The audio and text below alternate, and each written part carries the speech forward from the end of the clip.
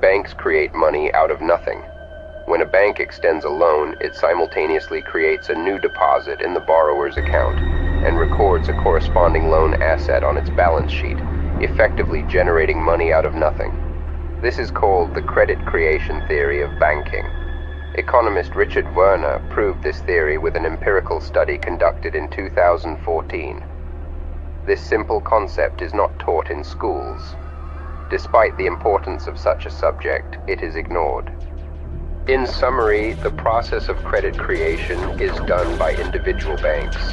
In Canada, that would be banks such as TD Bank, Royal Bank, CIBC, etc., etc. All retail banks create money out of nothing.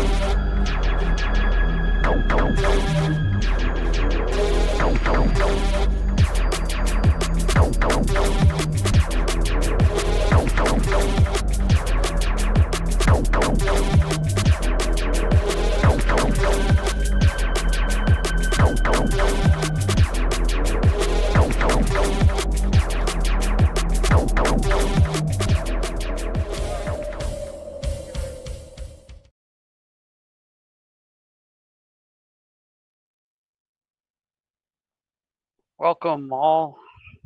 And what's scarier than an explanation from an economist that money comes from nothing? Yeah. And I have a link actually to Richard Werner YouTube. I might put it later on just in case anyone's interested to hear more about his explanation. But he hmm basically, just to summarize, states that there's no consensus within the economic community, and not for several centuries, from my understanding of what he says, about this actual topic. You know what I mean? And it's interesting to hear him talk. He did a TED Talks. He's done a lot of different interviews and stuff. And he's got his own YouTube channel and Substack, but he explains that essentially when you even ask PhD students or university level students, where does money get created and how does it get created? There's an assumption that either the government does that or a central bank. And in fact, central banks create less than 3% of our money supply. It's actually just when you go, as an example, to get, let's say, a mortgage for a house, it's not like the institution that gives you that money like goes into a vault and like, oh, okay, here's that money that you're borrowing. Yeah, Let me put it aside for you. It's literally just created at that it's moment. it's like fiat currency. Yeah. There's Yeah. no fractional reserve, nothing. It's Yeah. actually credit creation. hmm And by the way, he recommends the creation of small banks, many of them that hmm provide lending. And he hmm actually has the economist that came up with the concept of quantitative easing as well. So he wrote a book about the upcoming Japanese issue. I think it's called Princes of the Yen, hmm where he predicted the situation there. So he taught himself Japanese and worked and taught there. And it's very interesting. I don't know. It's just when I have like a kind of fascination with this subject because Yeah. I just keep thinking, I was like, oh, okay, other people must know what's going on. I don't understand this money stuff, but hey, I'm sure, and then the more you peel the layers of the onion, you're like, wait a minute, Yeah. no one actually knows. And they're Yeah. like extremely like quiet about this guy's attempts to explain it in simple terms. You know what I mean? He did an empirical study where he actually proves this and did a white paper, and he explains how he had. Or the other thing, which is very pertinent because the Bank of Canada just lowered the interest rates, the Mm. idea that interest rates set by the central banks can affect economic growth. And he was wondering, like, this is the assumption for sure, right? There's like this. I said earlier, economists don't agree on a lot of things, but this is one thing they actually do sort of agree upon. However, Mm. not a single empirical evidence ever to look into this Yeah. fact. So this Uh-huh. guy, Richard Werner, actually did an empirical study and studied the data, and it actually suggests that it's the opposite. That economic growth pre like it comes first, and then interest rates follow that, which Huh. could be. I'm far from an expert. I just want to throw it out there. So this is my very like low end attempt at explaining it, but it's for anyone who is interested in this topic. And the other thing that he warns about, which I think a lot of people are talking about, is central bank digital currency. He's like, so even though like the credit creation theory he talks about is like regional banks, and in Canada that would just be like normal banks, right? Like any normal bank that you see, like whether it's CIBC, Bank of Montreal, TD Bank, they're the ones that actually Yeah. create 97% of our money supply. But he's saying the idea to give more power to the central banks is like the worst idea. So he's totally Mm. dead set against the central bank digital currency. So, and I mean, there's obvious things about that topic, right? Where Yeah. essentially you can just get shut down if for whatever reason. That's just one of many. And I think a big trick that I understand a lot of people are talking about is this idea of either, I don't know if it would be like social services or other types of money that the government is trying to give you. The precondition is that you sign up for this digital currency, right? So he's trying to say Mm. like there's like a kind of a trick going on where it's like, hey, we're going to give you free money, and you're like, oh, sounds great. Mhm. Well, by the way, you got to sign up for this new type of digital currency. So I believe that's one. But this is kind of veering off the topic of music here. So Yeah. let's come back to reality here. Um, But but anyway, yeah, yeah, interesting sound bites to use in a song, in a track. Yeah.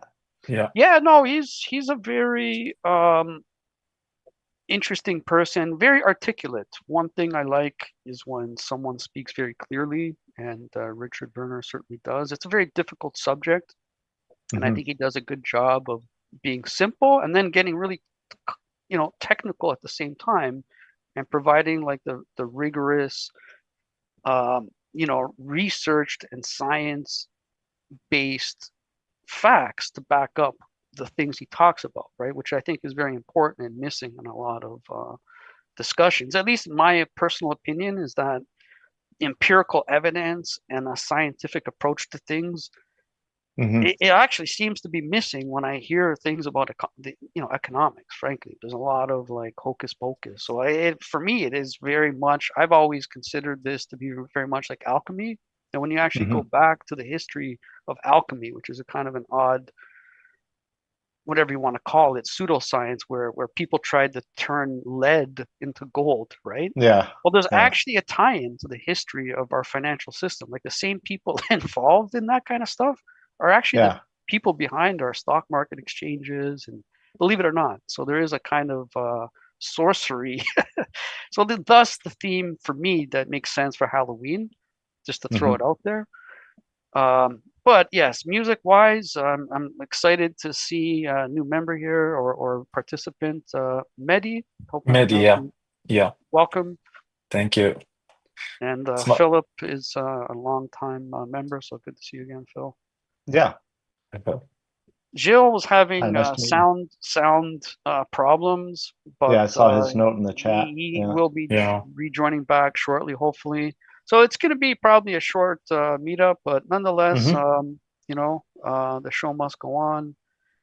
And so I see a track here from Phil. So yeah, no pressure, Mehdi, but if you do have a track that you want to share, please do send it to the email address. I'll throw in the chat here again, Okay. because it's for someone that's not familiar with the spelling, you might Yeah. add an E or not, you know what I mean? So it's TEMPR at mailfence.com, basically. But yeah, so I'll go ahead and so what? I was stating earlier, Phil, that to Mehdi, Hmm. that I created a little AI video because every month I have to Hmm. explain the rules of how our meetup works, as simple Uh-huh. as it is. But hearing myself repeat it every month Yeah, is might as well making me just do it. cringe. So I got And Marlon yeah. Brando. So Oh, I cloned Marlon Brando, and I got Marlon Brando explaining how our meetup works. So I'm gonna go ahead and okay. share my screen here, All right. and let's give this a shot. Oops. See, I knew I would. There we go. We meet monthly to listen to electronic music producers' original content and provide feedback. Each producer is given time for one track. The order of when each producer gets their time to share is chosen randomly via random name picker.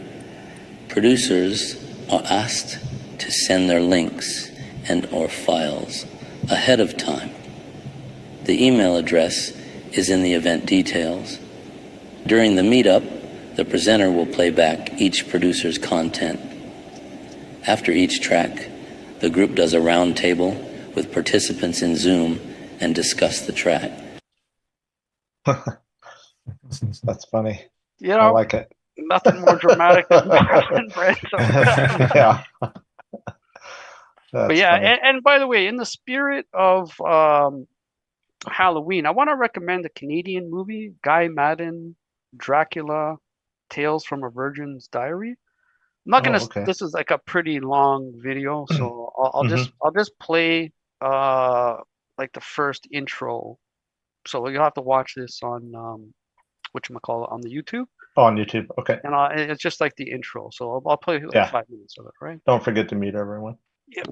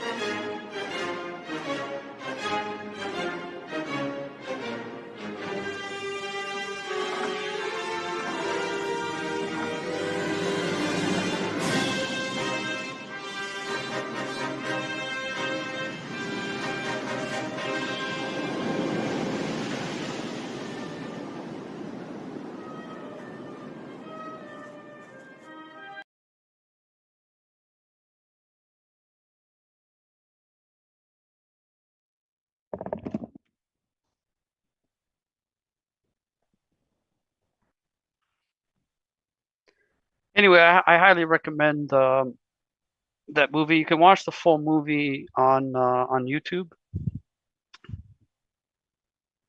Cool. It's very Art Nouveau Yeah, that's Guy Madden Yeah. is a very unique filmmaker. So if you're not Mhm. familiar with him, that's his aesthetic. It almost Uh-huh. makes it look like it's like a silent movie era style. Yeah. And in Yeah. fact, that was a ballet, I think, performance in Yeah. Winnipeg Yeah. It looks like that that he was filmed. in the So it credits. was kind of, and I just like the fact that it kind of revisits obviously an extremely famous story, Hmm. and then sort of looks at it from the Victorian age, Yeah. their preoccupations. So like the worry of the other or whatever. So like there's this Hmm. concept of these, Dracula being from the East, right? Yeah. What's the word? Like infecting their pristine society or whatever. So it's an Yeah. interesting, it's a very one of the rare examples where I feel that the level of intellectual like food is like really high with that movie. You know what I mean? Like a lot of Hmm. stuff is like really lowbrow. Like this is actually a pretty decent. It's an interesting take on like I say, I'm kind of repeating myself. So anyway, just thought I'd again recommend that based on and it has interesting use of music. You know what I mean? I like the fact that he Hmm. used the classical music. So just very he's a great Canadian artist, frankly. I've Hmm. seen actually one of his art installations, I should say, uh, back like decades ago in Toronto. The Hmm. power plant, I think it was. Oh yeah. And yeah, he has just like I say, some people I guess just have like a kind of vision and a style. And man, this guy is just like, has just a very his own unique, like one of a kind aesthetic. So Hmm. it's very, very cool. Anyway, I'll go ahead and share the random name selector. It's really just a short list tonight, but hey, you know what? It's tradition. Um, so I don't see anything from you, Mehdi, so it's all good. I don't know if Uh, I sent an email. I'm not sure if you yeah, got it or not. no, no. A Did second. double check the spelling just in case. Maybe that's I copy pasted. Let me check again.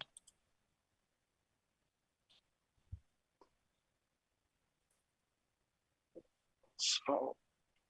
Well, I got your name here. If you come up, okay. So Phil. So yeah, in the meantime, try to send it again or whatever. But I'm sure we'll figure it out. No, it looks like it's sent Yeah, 6 minutes ago. really. Yeah. Let me check my spam. See. Sorry. Oh. I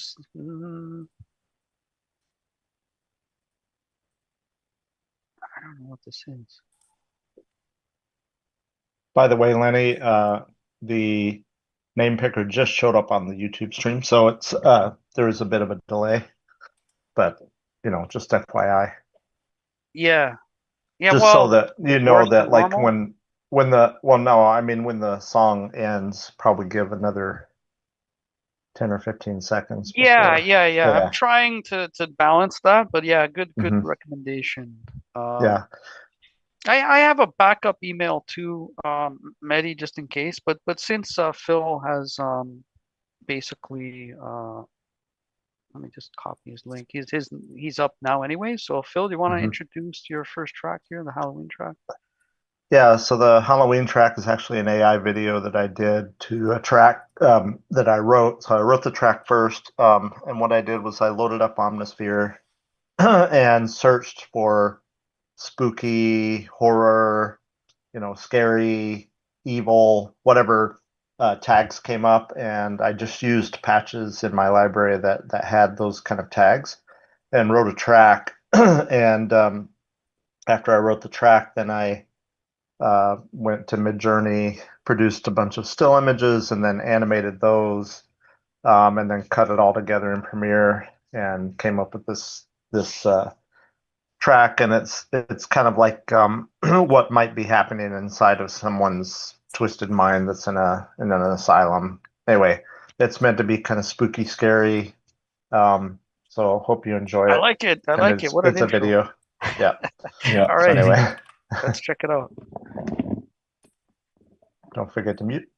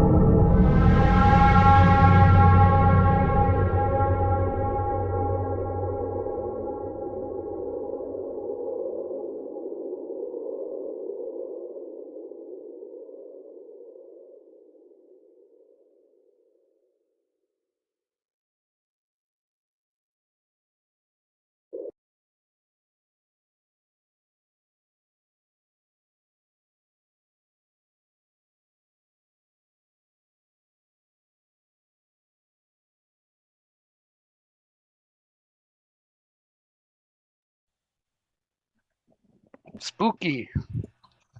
Yeah. Yeah.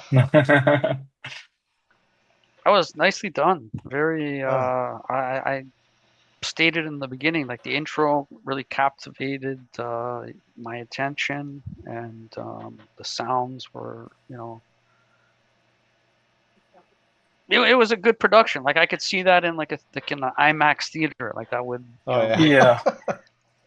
You feel like you're in a movie or something and you're just being dragged into an intro and like it's flowing really well from the beginning to the end.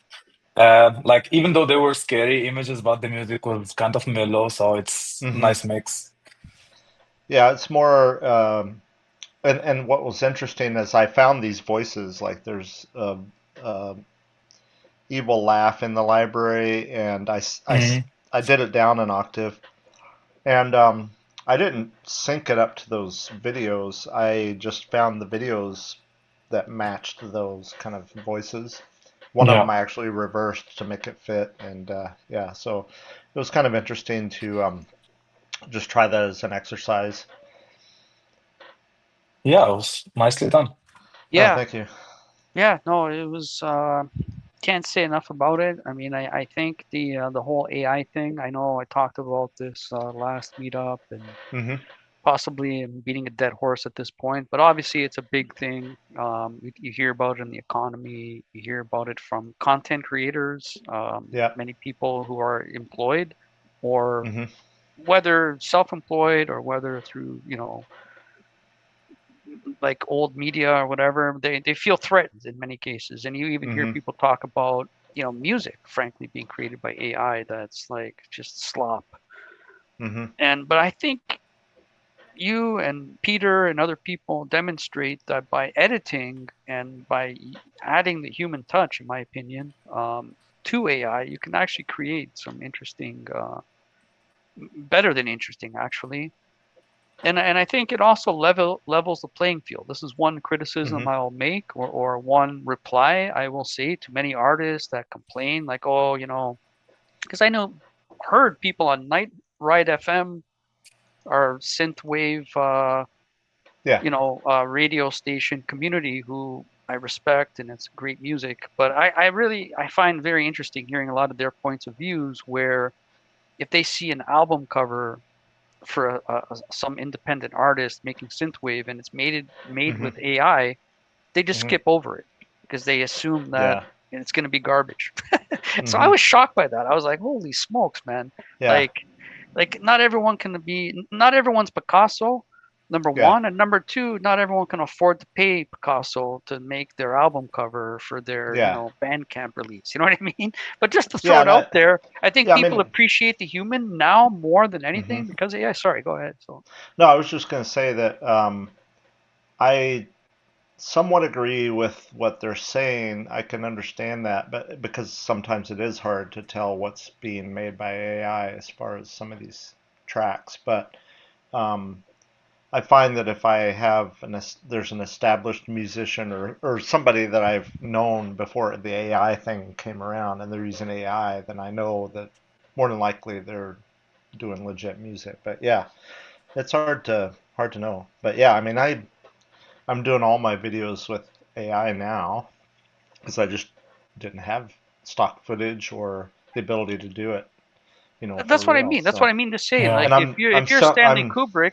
and yeah. when he was alive, and you can Hmm. afford like a budget, and you can do 2001. But imagine Yeah. Stanley Kubrick was a broke nobody with Hmm. a computer, and But he had a suddenly he has vision. Yeah. access to AI video. Yeah, I think he would Yeah. have done something really excellent with it. You know what I mean? Yeah. That's my point. I feel like people get stuck with every innovation. It's like Yeah. a threat, but I get it. It's a paradigm It's shift. It's not just a small. Sorry, go ahead. Yeah, I'm sorry. Finish.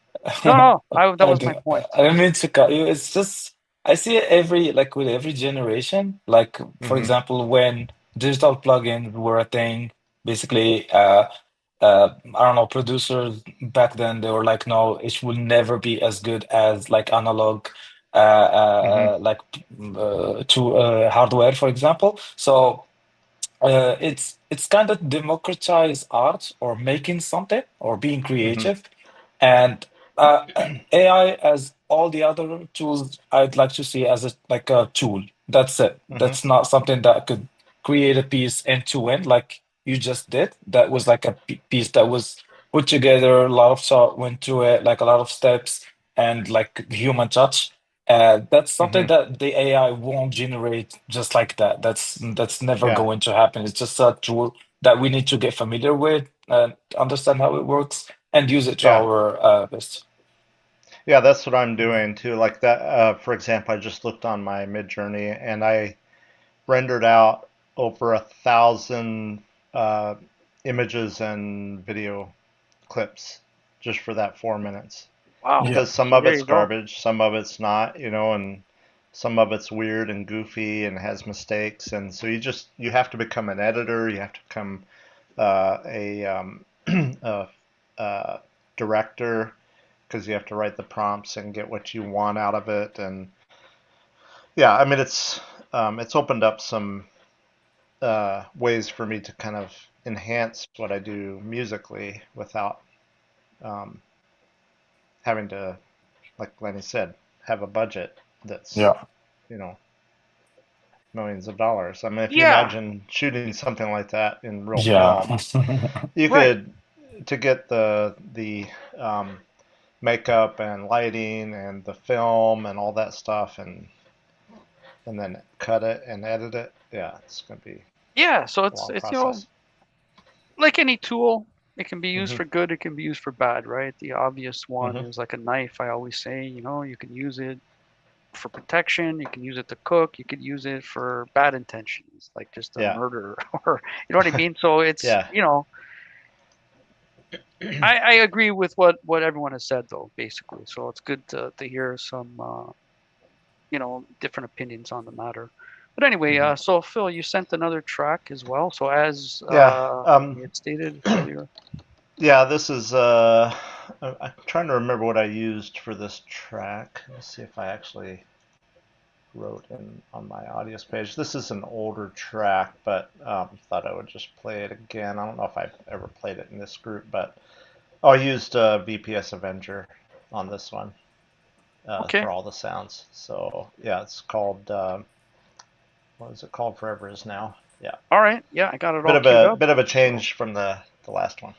okay, so from Don't forget to Halloween mute. to something Yeah, else. All yeah. right, let's check it out.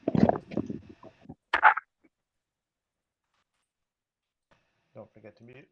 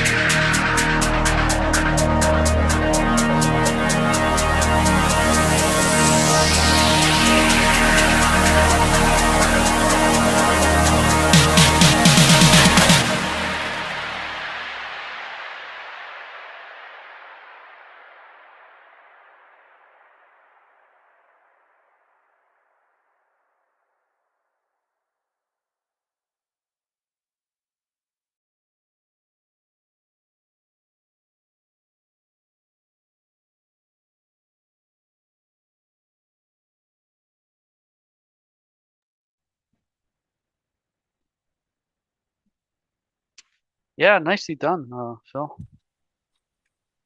We're sort of spoiled by your consistently good work, but Oh, I thank you. like to not take things for granted. I understand that, even someone as talented as you, we can't always just expect. It's like what's his name, Vladdy Guerrero. Every junior, Mhm. every time he steps up, he's not always going to hit a home run. But I don't know, Mhm. man. I feel like people in this group, especially yourself, you've definitely hit a lot of home runs, to use that analogy. Thank So you. yeah, obviously you're getting something from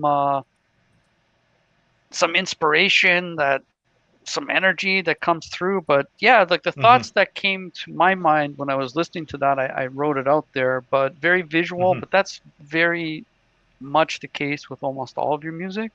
Mm. And it's also very like textured and multi-dimensional, but at the same time the arrangement was very coherent, so it all worked together, didn't feel out of place. The intro, I think I mentioned there, it got my attention right away. And those snares or those claps or whatever, those were a Yeah. nice little feature. Like it's kind of gives it that retro, synthwave vibe, I would say. Yeah, they definitely had that gated reverb on them, so that kind of adds to the synthwave flavor for sure. Yeah, I really like how you played with the kick Hmm. on the low end. It's subtle. Hmm. It's not like out there, like you can't notice it, but it's really good. Like on the rhythmic low end, Hmm. it's like I really liked it. I was focusing on it too much. Like Oh yeah. it was nicely done. Cool. Thank you. So you say that was a little bit older, like Yeah, it maybe was like a from year or last two, or year around this time. yeah? Oh, Yeah. okay. Yeah, Yeah, it it was sounds before I fresh. moved out to Phoenix, but yeah, I don't think I ever played it here, so yeah. Nice, nice. Nice. Yeah, so thanks again for sharing, and Hmm. excellent work. It'd be, yeah, just keep it coming, I guess. I don't know what else to Oh say. yeah. It's always a treat though to hear your music. So I appreciate it. Appreciate all the comments and the feedback. yeah, I tried to, you know what I mean? That's hopefully we have a larger audience that, as in the Hmm. past, but we try to I think it's useful to socialize music with a peer group, and Yeah. Absolutely. Yep. so we have sometimes it's just hard to even articulate certain things, and it Hmm. helps to try to articulate it with other people, and then you sort of, as you do it, you realize, wait a minute, how do you even approach this subject? Music is so there's a technical side to it, sure, but Yeah. it's an extremely powerful art form. One thing I'll say is the other day I had a conversation with a friend of mine, Juan, aka DJ Hmm. Dextra, and I was saying how music bypasses your intellect. As much as I love like intellectual music, or I mean, I was gonna say movies, Oh, but uh-huh. music is very emotional, I should say. So it, Yeah. it it just hits your emotions directly. So whether your Hmm. brain understands it or not doesn't even really matter in a certain way, right? It, Hmm. it, it actually, it's almost instinctual, right? So I Yeah, think it's it's more very, primal. Yeah. yeah, it's Hmm. Yeah. more powerful compared to, let's say, visual art, Hmm. where it certainly can complement or have those themes or whatever. But like Hmm. imagine a movie, even like a horror movie without the soundtrack, Oh yeah. it doesn't have Might that be Yeah. impact. laughable. Just Might be a comedy instead. yeah. Right. And that's Yeah. why, in fact, that movie I opened with, the silent Hmm. movies almost has a comical aspect to it because it misses the Yeah. sound. So you're kind of like watching these, and it's like usually sped up too, which Yeah. they filmed at a different speed back then. And when you Hmm. play it back on the current standard, or the standard that was current, it looks sped up. You know what Hmm. I mean? They didn't Yeah. Yeah. actually watch it sped up back in the day, which is kind of funny. But anyway, it is obviously very powerful. But yeah, so I just switching over now. So I Hmm. made I made a tune. I Hmm. actually made several tunes for Halloween. And the one I'm going to end up sharing today, right now, is basically a white zombie track. So that's my angle with the Halloween. That's how I'm saying it's a Halloween theme. 'Cause, you know, Rob Zombie, White Zombie, he had a lot of horror movie themes. I think he made a horror movie, right? So think yeah, he I did, did. yeah. And someone asked me to do a remix of More Human Than Human, I think it's called. Okay. And so this is my take on that, you know. Mhm. Although for legal reasons, I must say that this is what I would do if I was actually going to do that. But of course, I wouldn't Mhm. do anything to go against copyright. So this is all theoretical. So Okay. with that little scrambled legal mumbo jumbo, I'll go ahead and play the tune. All right. Don't forget to mute everyone.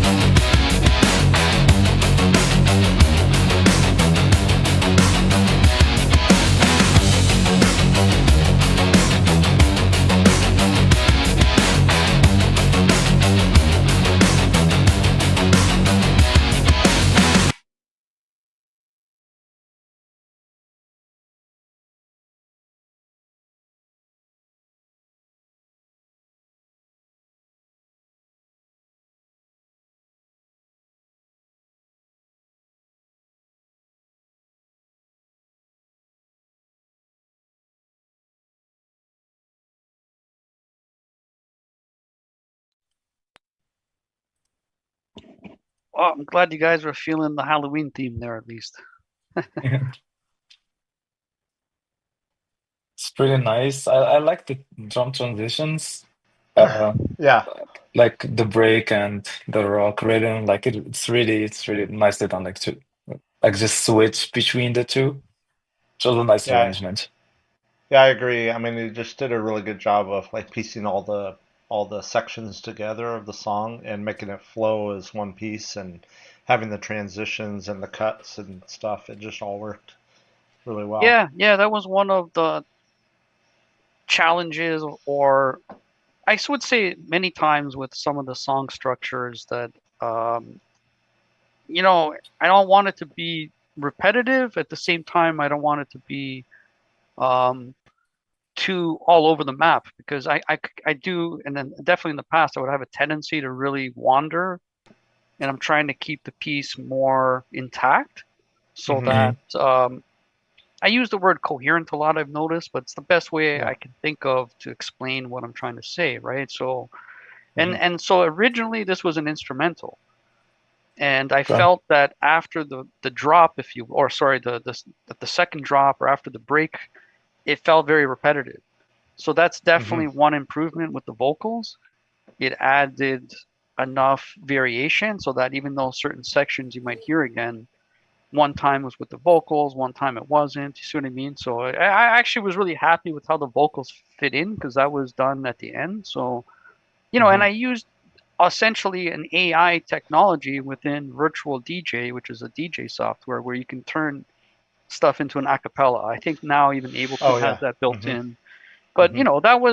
they were the first company to do that. I just want to throw it out there. So out of all the DJ software, everyone talks Hmm. about all the big names, Pioneer, Tractor, Hmm. Virtual DJ was the Hmm. first that on the fly, as you're playing a track, you can go instrumental, you can go a cappella. It's crazy. Right. Like that Yeah. ability. So I basically put my track back into the virtual DJ and Hmm. got the tempos to work and then just I recorded the acapella of the Rob Zombie vocals Uh-huh. and threw it back into my DAW. You know what I mean? So Right. it's kind of Yeah. with Ableton, I probably could have just done that straight in the thing. I don't know if Reaper has that ability yet. I imagine eventually we'll There's be able probably to. some way to do it in Reaper. I mean, But, Reaper, you know, for being as um, kind of open as it is, I think that there's probably somebody doing something like that with it. yeah, yeah, yeah. Whether it's Yeah. built in easily, part of the release, or someone, Hmm. definitely there's always a workaround some way for sure. But Yeah.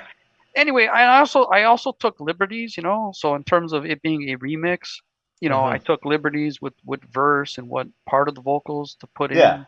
So what Yeah. Yeah. I just It feel like worked. it's, and I don't know, who knows? Maybe in a DJ mix, I haven't tried this yet. Hmm. Maybe you could drop into the original afterwards too. You know what I mean? Right. So play this Yeah. Yeah. version, then play the original, and it's like, oh, Hmm. okay, cool. It's so I think, and okay, so and this is like basically 91 BPM, I want to say. So it's kind Hmm. of a drum and bass speed Yeah, Yeah. on the cusp of it. on the Yeah. faster Uh-huh. side. But Yeah. obviously it has the drum and bass drum pattern, but I wouldn't Hmm. necessarily call that a drum and bass tune, actually, right? Hmm. Like it Yeah, I really, mean, it's I don't got know. elements of that, but it's got the heavy metal. It's got Yeah. kind of the melodic stuff as well. So And what I thought you did a good job with is like the way you kind of brought in a little bit of the taste of the vocal until you got into the ones where they're actually doing the song, part of Yeah. it. So you're like, Yeah. there's that vocal that's going or hey or something like yeah, that, and and then in the yeah, original it does that, by the way. oh But okay, but but I kept it. Yeah, in the original he hmm has that yeah. yeah, Yeah, that's what and it like was, yeah, the uh-huh, vocals do kick in quicker, mind you, in yeah, the original. And I hmm also did a little sample of the little synth part, actually, so you might hear hmm it the first time, and you hear it more prominently in the breakdown part. yeah, So even though that's like a metal tune from the 90s, I would say, like yeah, alternative metal, it has synthesizer. So I know a guy that mixes that with Rage Against the Machine. He's always saying oh like those yeah, are on vinyl, like those are like so. So I don't know. He hasn't heard it yet. But yeah, so that was how I got the idea of doing this. And so hmm on another angle, so the next tune I'm gonna play. So that was my Halloween theme track. right, And so the next track I'm gonna play is very much a retro. It's a mashup between Duran Duran and Falco. Actually, if you remember Falco. Oh yeah. Der Kommissar. Oh so yeah. I was gonna DJ an 80s party. And so I just thought, okay, you know what? It sounded kind of fun to me because I like DJing, and obviously I have to like the music to DJ. Like I that's why I'm very passionate about drum and bass. I really enjoy mixing drum and bass. Like I can do that all day, all night. You know what I mean? I just love it. Yeah. But other styles of music, I was always kind of like, So I tried to put together an 80s set, and I was like, holy smokes, man. I was loading up like New Order, Ministry. I actually remixed Every Day is Halloween, by the way, so I'm actually going to release that eventually. So I started remixing a bunch of 80s tunes because I thought, you know what? I can make my own versions of some of these tunes, because I just want the beats, push it in the direction the direction you want to go. Yeah. So I ended up making a bunch of 80s tunes, believe it or not. And then the party fell through. So I'm like, oh man. But I think I'm gonna release like a kind of synth wave. And that last track I played, I might even fit that in there because it kind of feels like an 80s, even though it's 90s actually, retro metal. It is. But I think it would fit in, right? Like with kind of 80s style. Anyway, I'll go ahead and play this. So just keep this in mind. It is not my normal style. You could almost consider this like extremely commercial, but like in a retro way. So it's meant to be like a literal 80s tune, like non-ironically. You know what I mean? So I'm not... I feel weird about it, but anyway, I'm going to go ahead and play it, okay? So cool. Don't forget to mute everyone.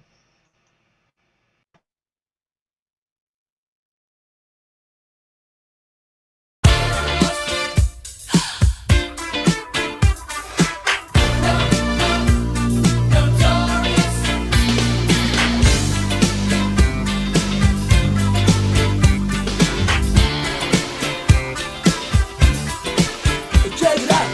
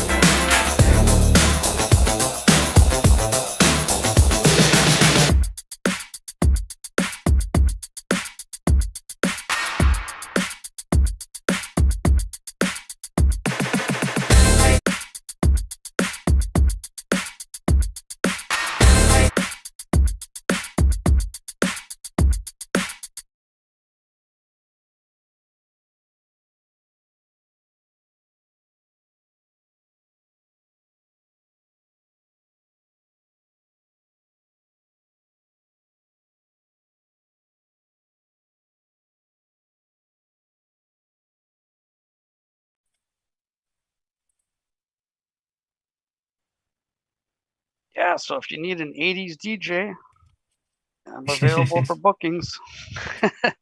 Yeah, that fit the bill for sure. Yeah, it Yeah. was interesting. I did, back then, you're like, you would never knew what a mashup was, but those songs kind of really work together. Yeah, no, they really do. That's the product Yeah. of like doing too much DJing. But in drum and Uh-huh. bass, in case it's not known, or just to repeat, you oftentimes are double dropping if you're literally playing Yeah. multiple tracks at the same time for an Hmm. extended period, to the point Yeah. where you almost feel like sometimes you miss certain mixes. You'll hear a certain track and you're like, oh yeah, I remember that mixed with another track. So it's really awesome to be able to hear like different combinations or whatever. So I was trying to do that with these two tunes, and I discovered that the Falco tune, I swear to you, like even like the vocal parts work together. It's crazy how well they work together, those two tracks, Duran Duran, Notorious. And Hmm. obviously B.I.G. did like a rap version of Notorious, which was a really Hmm. awesome revisit. But that Falco track is like a really good track on its own. Like it's a solid track. I remember thinking it was kind of like this German vocals, in the 80s, like it was kind of a novelty, right? But it's actually like a really, really solid tune. So anyway, I was a kid in the 80s, so I went to a lot Hmm. of I can attest to the authenticity of what the high school dances were like back then, and all Oh that yeah. industrial music, and like New Order, that was a kind of by the way, like I was trying to do the old little like Blue Monday where it's just the drum machine. Hmm. So that's, and I don't know if you guys heard a lot of the extended dance mixes that would be popular in the 80s. So you would have like the radio edit, and then You New have the 12 Order inch or edit or the Ministry. Yeah, they 7 would inch have edit. the extended. Hmm. And so you would have a lot of Hmm. those in Oh my yeah. opinion, like from what I remember, actually I was sampling Art of Noise, which is another Hmm. great, I'm sure, I know you're a big fan, Philip, and they're a Hmm. great band. So great 80s stuff. So a lot of those sounds are very, like throwback sounds, but they're still fresh, like, and so anyways, I think I'm going to release an actual collection of tunes like this. Yeah. So like 80s style, as like a side project, you know what I mean? Yeah. It's a So, cool idea. and that's kind of my like move towards synthwave, and like that'll be my Hmm. version of synthwave basically. Like, and Right. also, for example, raw bass, It Takes Two. Hmm. Like I really obviously like the drums, right? So that will be my promise. Will be like there will always be heavy duty drums, like regardless of whatever genre it is. This is like something that is, an absolute safe bet to put your money on, Hmm. because like I'm really into drums, obviously. So I really like the punchiness, frankly. And anyway, enough talk. But I just thought, this would be a good opportunity, to share it, because, like I say, it's kind of I do like breaks a lot, obviously. You know what I mean? And a lot Yeah. of the even early '90s stuff would use the amen break in rap. You know what I mean? Which, Yeah. I like that break period, whether it's like slowed down, sped up. You know what I mean? So I'm a big fan. Anyways, so yeah, thanks for your feedback. Hey, Lenny, I just That's came in awesome. obviously, so I just missed your track. Can I listen to it offline at some point? Yes, of You have a link? course. I can send you. It's not actually online anywhere, but it's on this YouTube, right? I mean, you can watch Okay, back this entire thing. perfect. Of course, of course. Yeah, Thank Hmm. you. yeah. Excellent. So, but yeah, no, I'm gonna release a separate Bandcamp though. Hopefully in the next month, I think, because I have a bunch of tracks. You know what I mean, of similar style. Hmm. And I've been trying to like this is me trying to be a little bit more refined too. Like I feel like in the past I would sort of take things to a certain point and just be like, okay, but I kind of revisited it, and I'm trying to put more polish, basically. You know what I mean? So Mhm. it's so I was trying to do that with his two tunes, and I hear myself now, but that's all Oh, good. he's listening to the replay. Anyways, so I don't know if you have anything to share, Joe, but Mehdi, I No, I gave. don't. I just haven't had a chance, unfortunately, to do much music lately. So.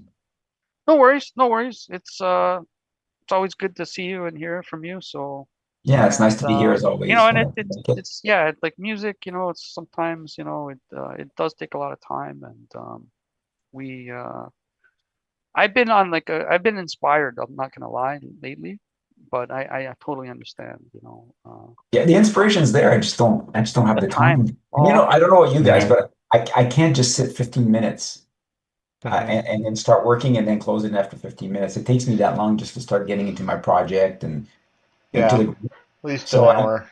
yeah, exactly. I've been trying to get, I don't know about you guys, if you have other like family members in your life who Hmm. consider creative work to be like a waste of time. But to be No. honest with you, that's something I fight. It's like, I don't know if it's a blue collar thing, but like, and I get it. You know, I'm from like a blue collar working class family, and there was no Hmm. respect in the slightest for any type of work that would involve like art, for example. Like it was like, and you know, I come from a culture that literally has some of the greatest artists in human history. So I always thought that was fun, kind of odd. You know what I mean? Because I'm like, Yeah. ever heard of Yeah. Michelangelo, like the Sistine Chapel? You know, just to throw like the obvious. But I'm just saying, there's like, you know, anyway. But whatever. And then later on in my life, I thought, okay, you know, that was just now, people I know, it's like, what are you doing? You're on your Mhm. computer for like 2 hours. Yeah, well, I'm Yeah. working. That's why don't you go outside and like rake the leaves? So, like, am I the only one that's like, it's like I feel like this is No. my curse or something, or maybe it's like I should embrace it and just be like, yes, you know. But like, I thought at one point in my life, like maybe I could get like away from that, Mm. but it just doesn't. It Mhm. seems like my fate will be to carry this to my grave and say Maybe like you this need is to so not I hang around with your family members. yeah, so I just Yeah. want to throw it out there for any historians that are looking back, like no one in my family has ever appreciated my dedication to art, Then never. you have to hang Just out with throwing it out us. there. Yeah. I love you, That's why we're family, here. but Yeah. just to say, like, I don't know, next time you're in an art gallery, just think to yourself, who was that person that made that painting? Probably some guy like me that you never Hmm. listened to Yeah. your entire life. And then after they die, you're like, oh, the guy was a genius. Freaking people, man. Anyway, sorry, Mehdi. No So worries. you sent the track in. Anything you want to say about it? Yeah, it's my first release. I'm fairly new to music production. I've been trying to start years, but I don't know, like I started 2 years ago. I've been creating tracks, never released anything. I wasn't proud of anything, to be honest. But at some point, I was like, I should release something and get feedback from friends and family and anyone who could basically give it a listen. And yes, sometimes I like to DJ, but I enjoy making music more. Like I just spend 2, 3 hours just like trying stuff, trying new rhythms and new like tunes and stuff. And I'm trying to get into hardware. So I'm fairly new. So hopefully you like the track. It's my very first one that I had the courage basically to release it and share it with people. And just Very to make cool. sure I got the right one queued up, it's called Launch. Yeah. Okay, okay, perfect. All right. Don't forget to mute. Alrighty, let's check it out.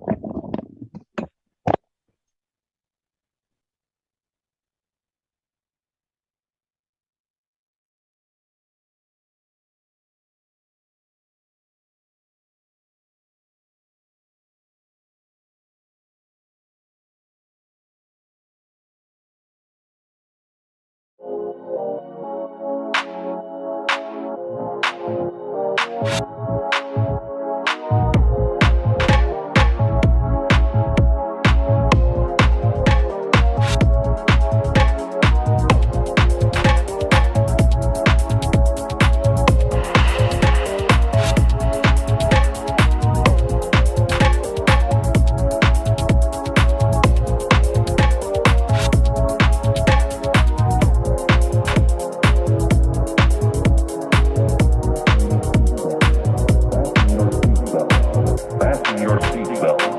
Fasten your seatbelt. Fasten your seatbelt. Fasten your seatbelt. Sit back. Fasten your seatbelt. Loosen all tight clothing. And behold life and love and lust and passion as our great-grandchildren will.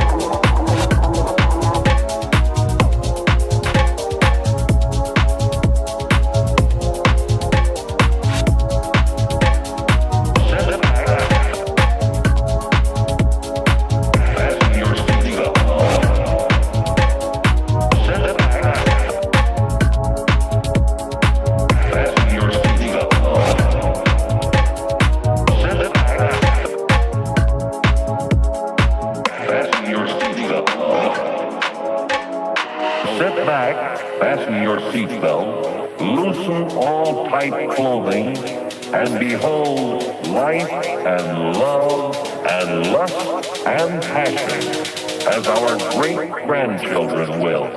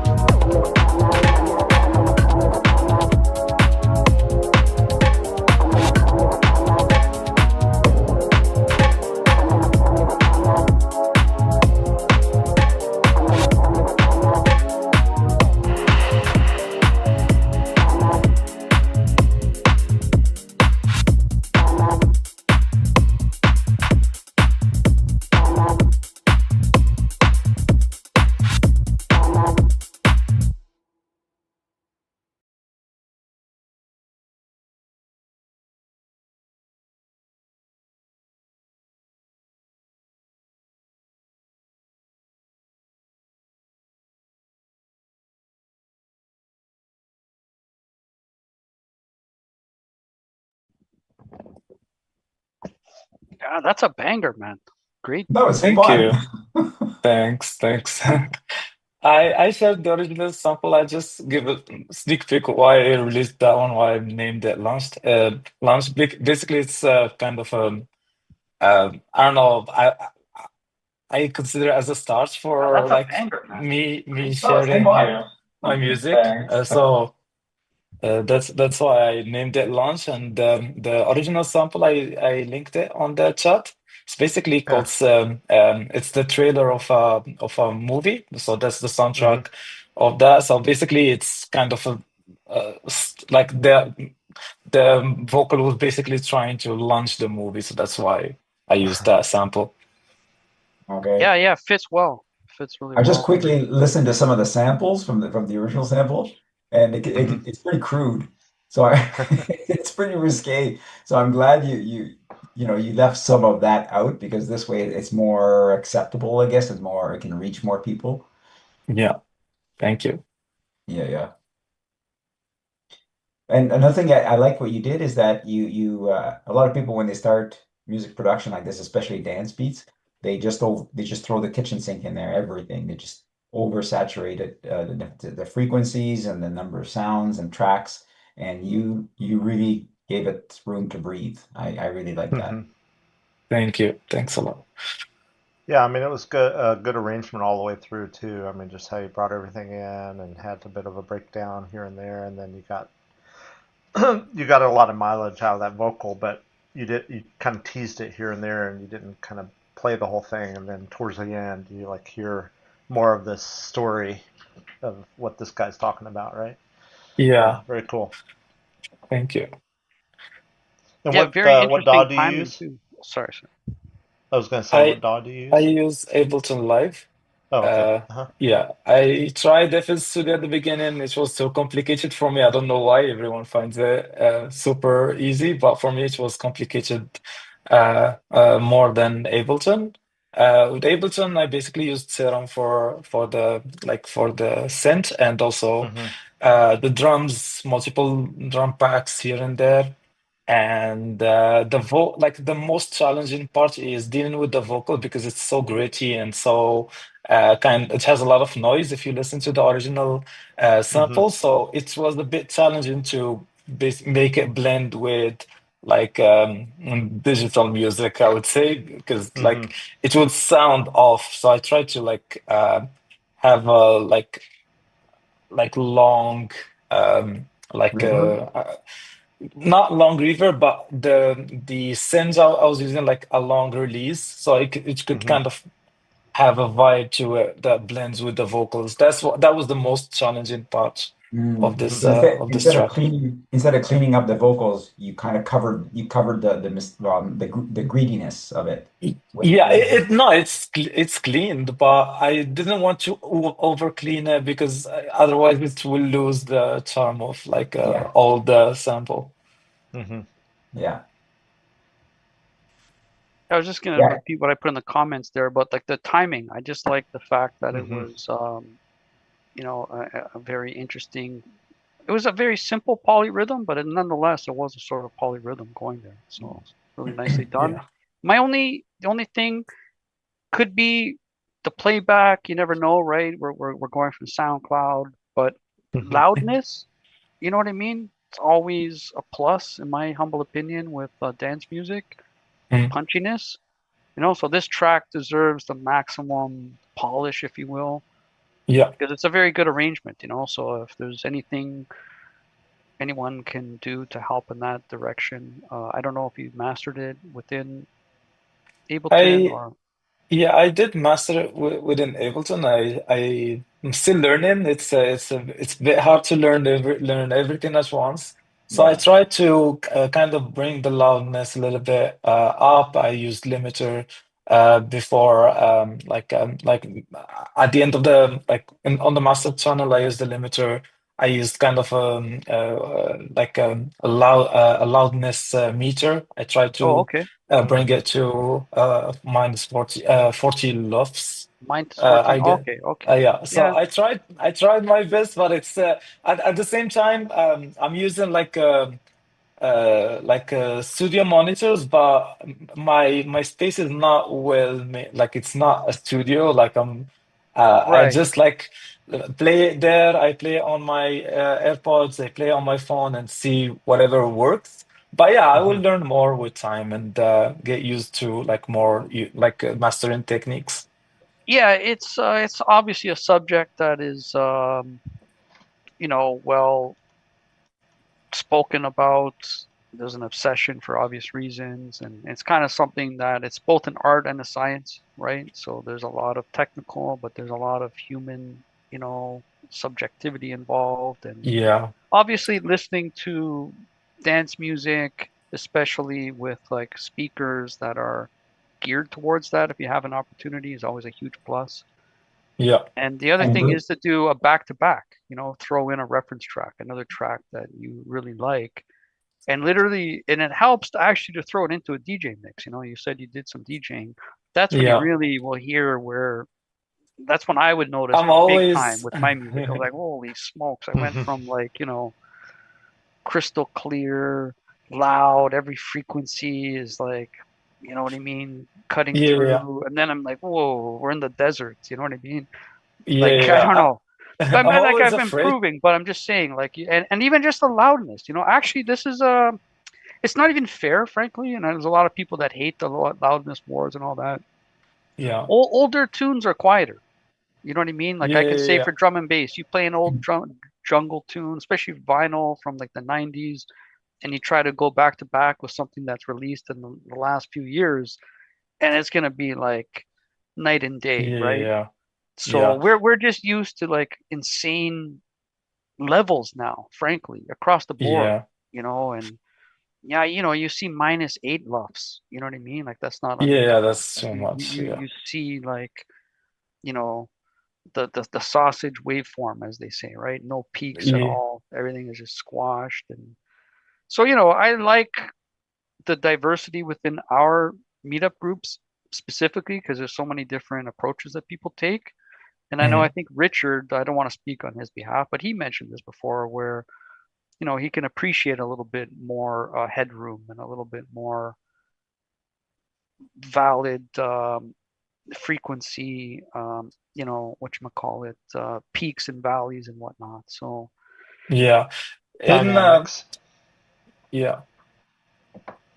in in the mastering part, like it's always, I don't know, I'm afraid to play this track on clubs because I'm always afraid that it will be so boomy, or I don't know, like even though it sounds good on my system and also in my AirPods, might be boomy and like muddy when I play on a club or something. So I never got a chance to play it just to test it, not for people to dance on it.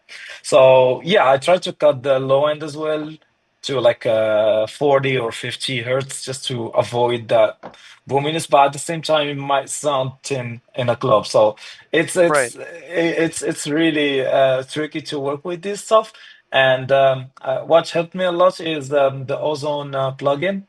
It right, has something called tonal balance, and basically, if you have a reference track, it shows you if whether you are on the same like levels from low end to high end. So this is what I try to follow in order to master this one. But yeah, as you said, it needs more polishing in order to um, not make it perfect, but at least like be playable on big sound systems. I mean, it sounded good to me. I wasn't saying that it didn't. I was just saying that it might be worth trying it out on the big rig, and it might be Yeah. the best way just to actually see, you know what I mean? It might sound great. It might be perfect, you know what I mean? But it's worth the effort to double check and make sure that you're getting the maximum out of it because it's a good track. And at the end of the day, now this is a good segue actually because I'm itching to do another in-person meetup, where we did have big speakers. So this is one of the great things about the in-person meetup prior to COVID is that we actually had a decent subwoofer, Mhm. something that would be I don't know, like a smaller type of size for an auditorium, let's say, or like maybe 100 people.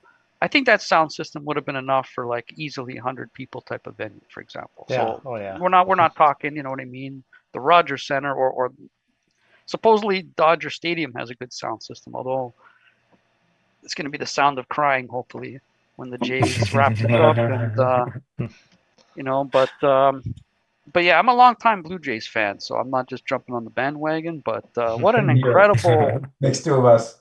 what an incredible run though, eh? Like I Yeah, mean, yeah. incredible. But So, anyways, Mighty, are you in Toronto? Yes. Okay. Yeah. yeah, so Okay. if we have an in-person meetup, by all means, you could come by. And Yeah, so I'm sure. thinking, yeah, and we can, because so that's one of the great advantages, and I might be able to do a hybrid. In fact, I will at some level, like it might not be like perfect, you know what I mean, integration, but we can still have some Zoom participation. That will be the idea. And I'm not saying every month it'll be like this, but I'll try to do, hopefully at least one. So probably in the new year, this will be on the to-do list. So yeah, because basically I still have actually access to that room, believe it or not. Hmm. Because So it it's the same. totally is a different animal when you're putting your music out on a like a club system or bigger speakers. I remember the first time, I thought my music was great. This was years ago. I thought my music was great on headphones and in my studio at home. And the first time I put it in the car, I said, "What is that?" It didn't Yeah. have life. It just felt so flat. I said, "Did I really create this?" It was hard to take. So that's when I started Yeah. learning about, mastering. And like you said, Maddie, there's a lot to learn there as well Medi, to do it properly. Maybe. Yeah, Yeah. I'm still learning. And I've a lot of people here also use ozone as a just to get us to the 80% mark because Mhm. ozone, you put the wizard on and it's pretty amazing what it does without even touching anything else. I Um, use Yeah. it to get to the 100% mark. I like to hear that. I was playing it safe, Phil. But okay, I'll go with you. 100% mark. Yeah. Yeah, no, I Very think good. it's a very good tool. You know what I mean? I think, like I say, people who really, really specialize in this category sometimes, consider ozone to be like more entry level, but I Mhm. think it's obviously done great for a lot of people, and I swear Mhm. by it. I Yeah. recommend it to all producers, and it allows you to learn actually because you can see Yeah. how the program suggests things, right? And you can always, Yeah. change it, right? You don't have to accept what Mhm. the AI is giving you, right? Plus, Yeah. there's like the genre specific presets that are interesting to Mhm. look at. One of the things Yeah. I discovered was master rebalance. I always mention that in Ozone, where if you want to squeeze a little bit extra bass, like you can actually focus on that instrument and increase the dBs just on so either drums, bass, or vocals and Mhm. master rebalance. So I've had tracks before where I really just was. It's not something I could say. I could see this being a crutch, not something you want to rely on. But every Mhm. once in a while, this tool can really be useful. Maybe you're Mhm. working with a sample that doesn't really have enough bass in it or as much as you want, and you know what I mean. You sometimes I find that I'm like dealing like if you have a lot of headroom, you have a lot of stuff to work with. But I can be working with multiple layers of stereo samples on top of each other, and I can't go in there and reverse engineer and say, oh, you know what, let's bump up the bass more and drop this. I don't have that Mhm. ability. It's like a crappy Yeah. sample. I've squished it together with 10 other samples, you know what I mean? So I just want to go in and emphasize the bass. Master rebalance can do that for you, or Mhm. drums. You can get a little bit extra.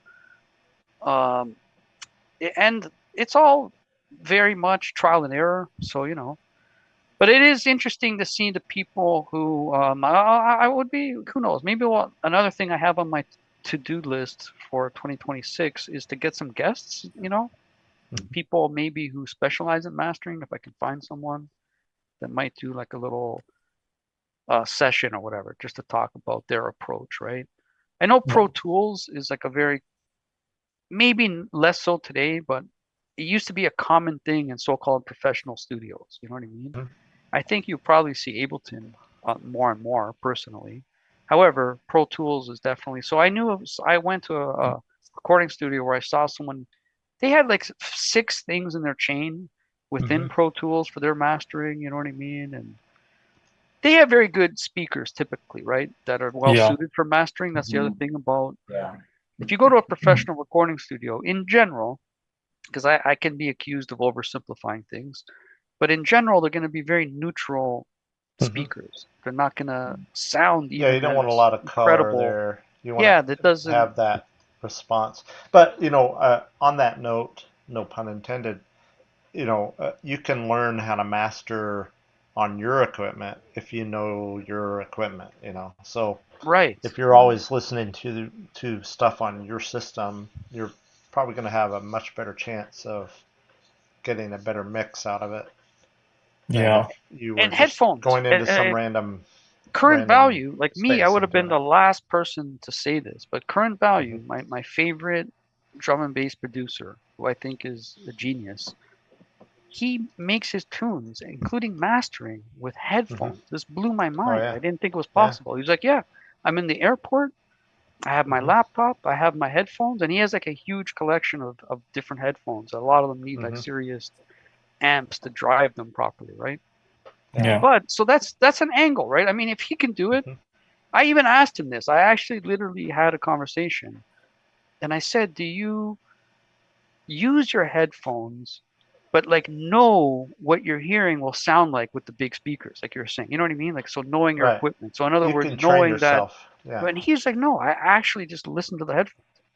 Mhm. I'm like, Yeah. I don't know. Yeah. I don't know if I could even believe him. I mean, obviously he's telling the Yeah. truth, right? But But he probably has a lot of reference tracks, and he's probably used to a lot of and I reference tracks mean, with I his can headphones, swear and he to can just you, mimic that. his tracks in any mix will always sound the clearest and the loudest. Mm-hmm. Every time. And I mean, he's got some serious competition too. We're not talking Yeah. about like slouches here. Mhm. We're Mhm. talking like the best of the best of the best in a Maybe he genre. uses ozone. Who knows? I actually don't think he does. I should have asked him that. Does he use ozone? He does use Ableton though. Mm-hmm. And the other thing is that oh shit, I lost my train of thought. Oh. He doesn't use EQing a lot. That blew my mind. He does He not or uses does? not. You know how a lot Yeah. of people will cut like the -20. They're like, oh, the human ear can't hear that. Not with him. Yeah. He's like, no. If there's like 1 dB somewhere underneath or whatever decibel Mhm. or whatever frequency that maybe only the whales can hear, Mhm. he's leaving it in there, right? He's Yeah. all about the side chaining.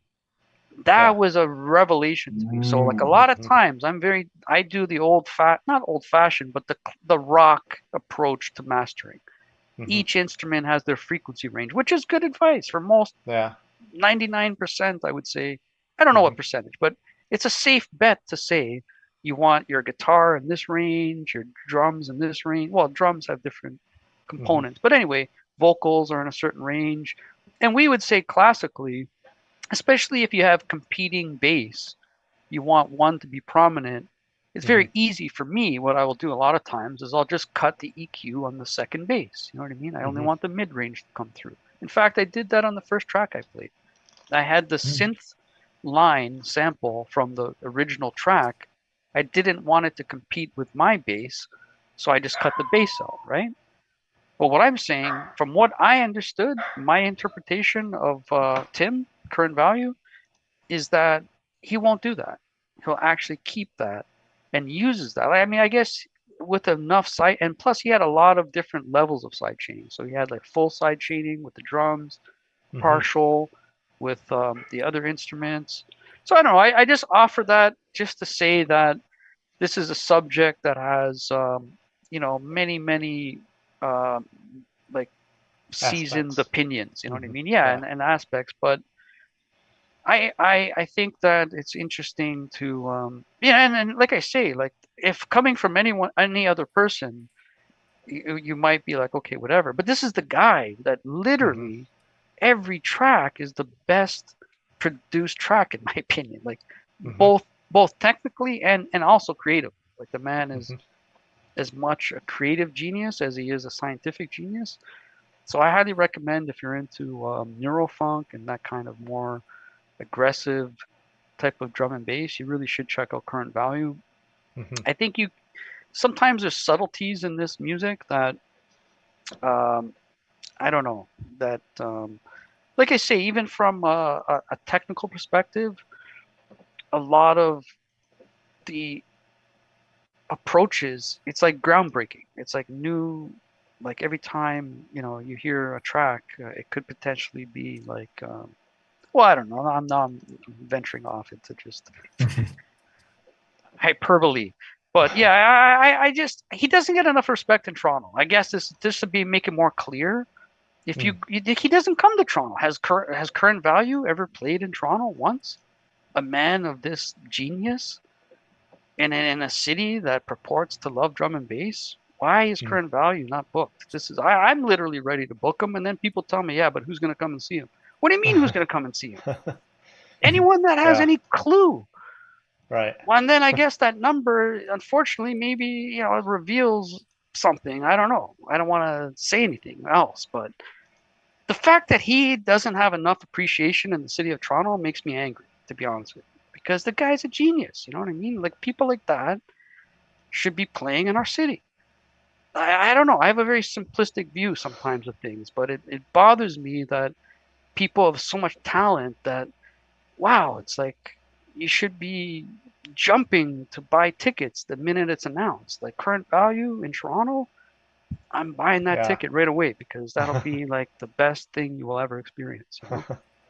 Anyway, Yeah. because it's sometimes he's experimental, but that's the beauty of it.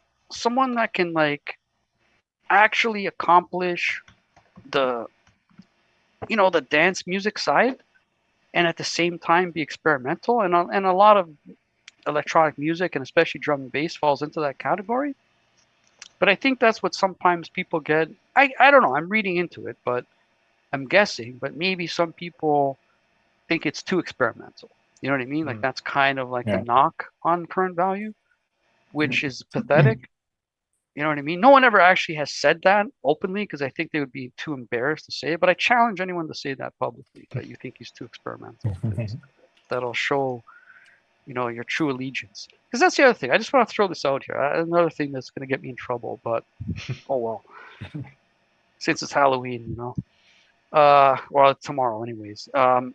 Okay, I used to be a fan in the 90s of hip hop, believe it or not. There was a show in Toronto called The Power Move Show with DJ X on CKLN 88.1. This was Ryerson University Radio. And there was a lot of commercial schlop, like garbage. I mean, if I never heard this show, I would have never liked hip hop. I would have thought this is just, well, okay, I would have probably still liked it. But this radio show was like, had battles. They would have different DJs every week and different MCs freestyling. And the whole point was that anyone was welcome to participate. And you could say whatever you want, but you would have to back it up. You would have to be put to the test. Like, okay, you want to talk tough and say you're the best DJ? Well, okay, here you are. Now's your chance, pal. And prove it. And anybody had that access. Anybody could get to that stage. And I remember even Eminem saying that, he wouldn't want the title of being best MC unless he was the best MC. Like that's something Yeah. you earn. You don't just pretend, right? Yeah. That spirit is kind of missing in a lot of genres. Cough, cough, hint, hint. Where some people want to claim the prize, but not allow anyone to challenge it. It's like being like the heavyweight champion in boxing, and then you put your belt underneath the mattress and hide. Come on, people. If you know what? If you want to claim that title, you have to. I mean, I'm not saying people don't live up to it, but I feel like some people try to kind of manipulate. It's kind of like, you know what I mean? It's like, hey, here's a competition where there's only one competitor. You know what I mean? And it's like it's Yeah. easy like to going win. to the It's like winning an election in a country that has one party only. It's like, hey, I won the exactly. That's what I was election gonna by say. 99% vote. Wow, Yeah. amazing. Wow, who saw Yeah. that coming? You know what I mean? Yeah. You're the only Yeah. name on the ballot, and if you don't vote for the person, you get shot. So wow, incredible. You know what I mean? So I'm telling you, there's Yeah. people in the music industry that if you say one thing or the other, that's it, man. You're not getting bookings. You're not getting nothing.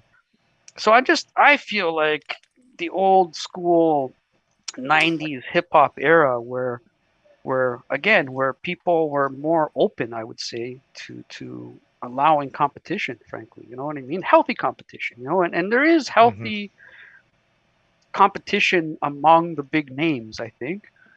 But yeah, I don't know. That's my rant for the day. Well, I'm gonna jump off because I want to listen to the tracks that I missed um, before I came in.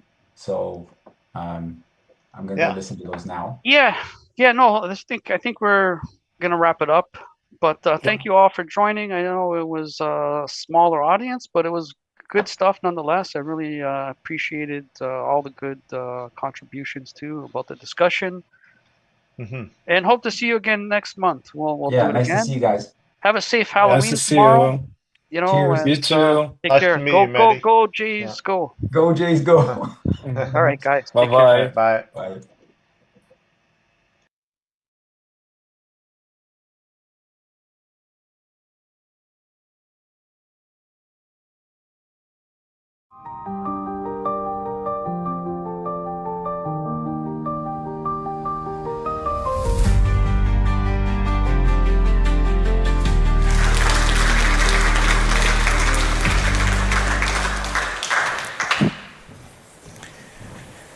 Thank you very much.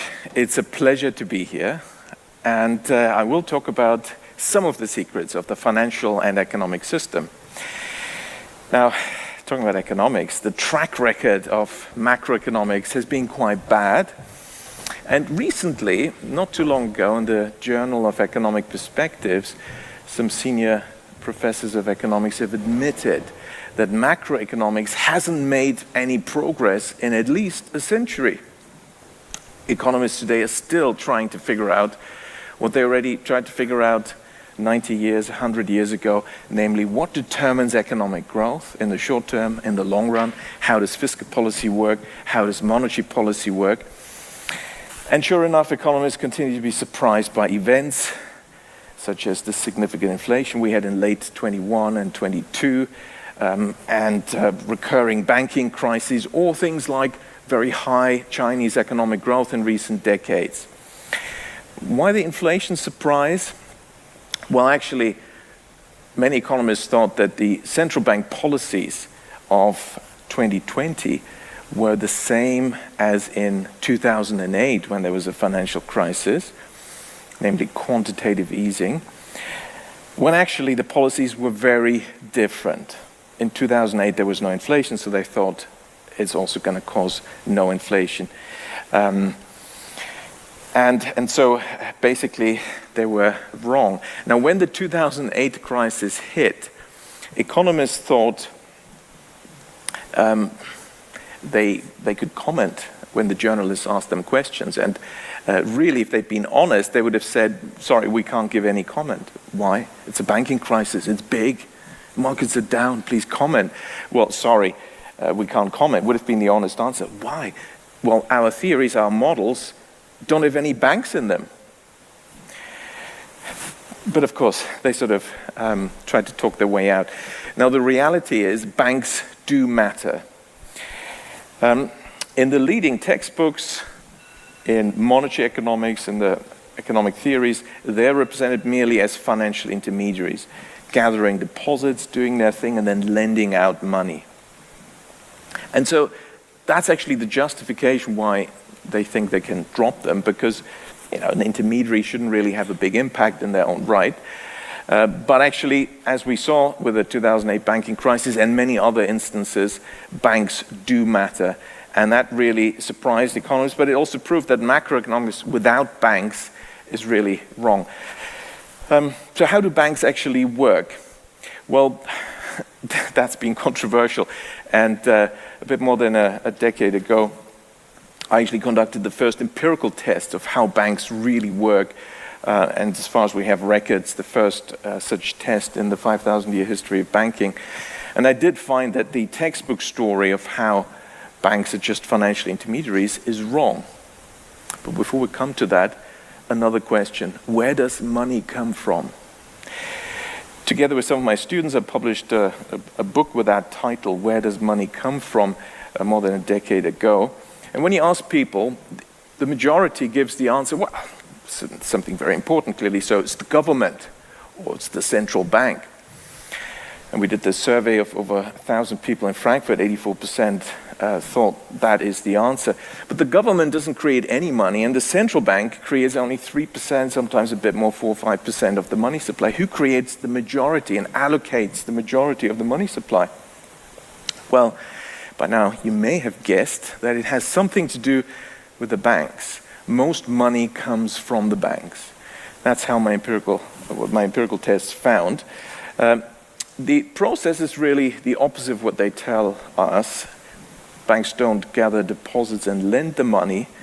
What really happens in an economic sense is, and also in a legal sense, is the banks create credit and lend, and that creates the deposits. How can banks create money? Because our money supply consists largely of bank deposits. How do they create these deposits? Well, that's actually quite easy at law, and English law is clearest on this, because bank deposits at law are simply a record of how much money the bank owes us. And so, by virtue of the loan contract, banks have an accounts payable liability to us, which is merely represented as another type of liability they call customer deposits. And hey presto, they've created money. Now, once you know that banks are allowed to newly invent money, you also understand why banks are so important and powerful, and that it's crucial to have the right type of banking system. For example, in the UK, you've got 5 mega banks, and they just want to do big business, easy business with a small number of very big customers, so they lend billions to hedge funds and private equity funds, and small firms don't get any money. And they mainly, therefore, create credit for purchases of assets, real estate, financial assets. And when you create a lot of money and push it into asset markets, what you get, asset price inflation, and that creates these boom and bust cycles that have been notorious for a long time in the British economy. But if instead you have thousands of small local banks that lend mainly to small local firms for productive business investment, then you have a very decentralized and very egalitarian money creation system that distributes the money fairly equally across the country, and you get growth without inflation, without these asset price bubbles. And you can have very, very high economic growth. Now, economists love to talk about scarcity and about higher taxes, austerity. Now, few people realize we can have